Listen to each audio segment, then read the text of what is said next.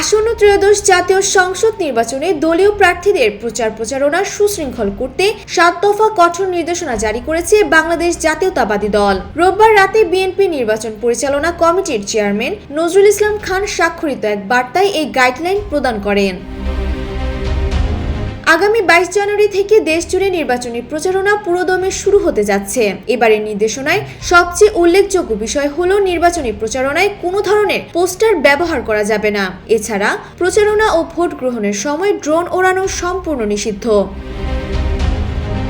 নির্দেশনা অনুযায়ী ব্যানারের সর্বোচ্চ আকার হবে ১০ foot by ৪ foot, billboard ১৬ foot by ৯ foot এবং ফেস্টুন ১৮ ইঞ্চি বাই ২৪ ইঞ্চি। দৃঢ় বন্ধনের আস্থায় শক্তিশালী স্টিলের আরেকটি নাম জেডএসআরএম। হ্যান্ডবিল বা লিফলেট A4 সাইজের হতে হবে। প্রতিটি প্রচার সামগ্রীতে মুদ্রণকারী প্রতিষ্ঠানের নাম, ঠিকানা ও তারিখ থাকা বাধ্যতামূলক।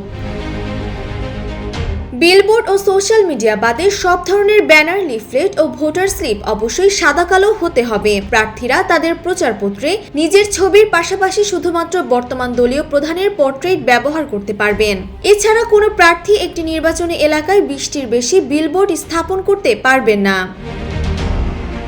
বিএনপির পক্ষ থেকে জানানো হয়েছে, নির্বাচনী আচরণবিধি যথাযথভাবে পালন এবং পরিবেশ বান্ধব ও সুশৃঙ্খল প্রচারণা নিশ্চিত করতেই এই নির্দেশনা দেওয়া হয়েছে। ধানের শীষের সকল প্রার্থীকে এসব বিধি কঠোরভাবে মেনে চলার আহ্বান জানিয়েছেন দলটি। ডেস্ক রিপোর্ট, জয় জয় দিন।